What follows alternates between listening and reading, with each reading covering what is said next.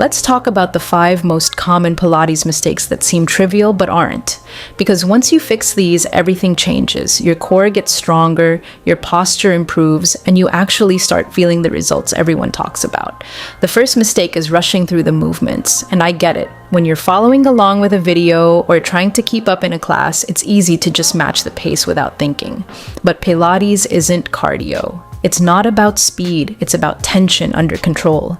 Every movement is supposed to be deliberate, slow, focused, because that's where the work actually happens. When you rush, you lose tension, your muscles disengage, and instead of building strength, you're just moving your limbs around in space. Think about a leg lift.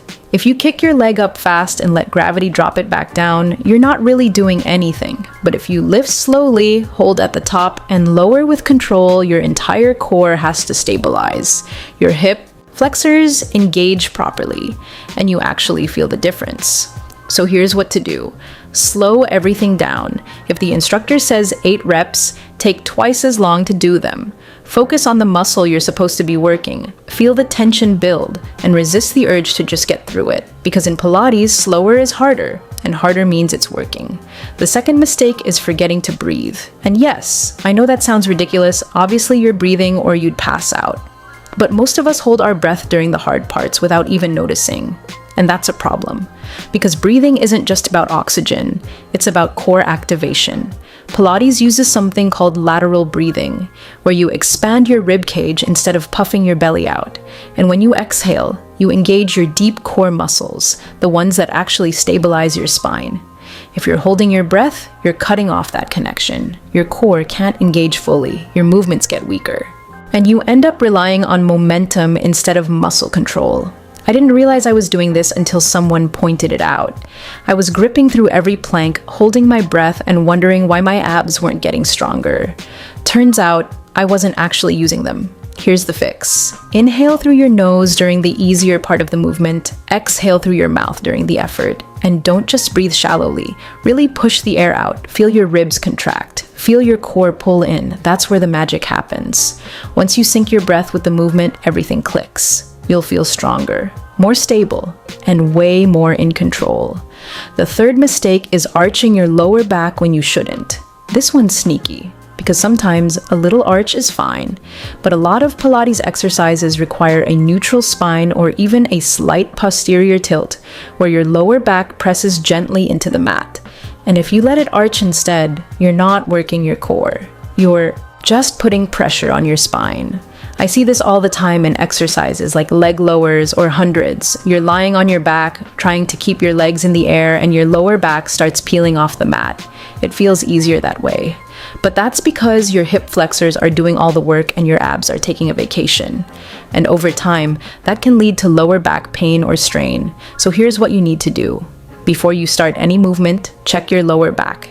Is it pressing into the mat? Can you slide your hand underneath it? If you can, pull your belly button toward your spine and tilt your pelvis slightly until your back flattens. That's your starting position. And if an exercise makes you lose that position, stop. Modify. Lower your legs less, bend your knees, whatever it takes to keep your core engaged and your spine safe. The fourth mistake is relying on momentum instead of muscle.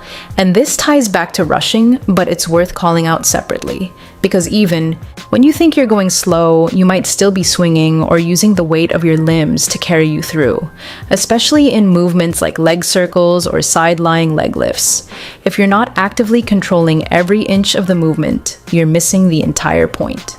Pilates is about muscle control, not range of motion, not flexibility, not how high you can kick your leg. It's about moving with intention and holding your body steady while one part moves. That's what builds strength. That's what improves posture. And that's what most people skip because it's harder. Here's how to fix it. Imagine you're moving through thick water. Every movement has resistance, every transition is deliberate, and if you feel like you're using momentum, cut your range in half. Move smaller, move slower, and focus on keeping the rest of your body completely still. Your hips shouldn't rock. Your shoulders shouldn't shift. Only the working muscle moves. Everything else stays locked. The fifth mistake is not engaging your core before you move. This is the foundation of everything in Pilates, but most of us skip it. We jump straight into the exercise without setting up properly. And that means we're moving from a loose, unstable position instead of a strong one. Your core isn't just your abs, it's your entire midsection, front, back, sides, and it needs to be actively engaged before you do anything else. Think of it like this. If you're about to lift something heavy, you naturally brace your core first. You don't just bend over and yank it off the ground. You prepare. Pilates works the same way.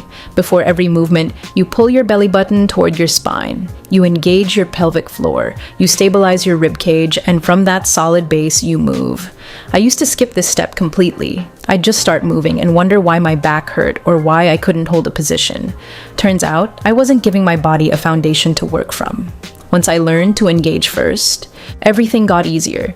Not because the exercises were less challenging, but because I was finally using the right muscles. So here's the habit to build.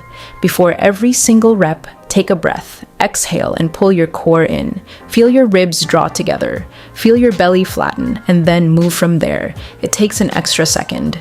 But that second changes everything. Here's the truth about Pilates. It's not about how many exercises you can do or how advanced your routine looks. It's about precision, intention, control. And if you're making these 5 mistakes, you're working hard, but not getting the results you deserve.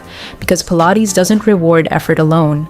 It rewards attention, alignment, and the patience to do things right. So slow down, breathe properly, protect your lower back, move with control, not momentum, and always engage your core before you start.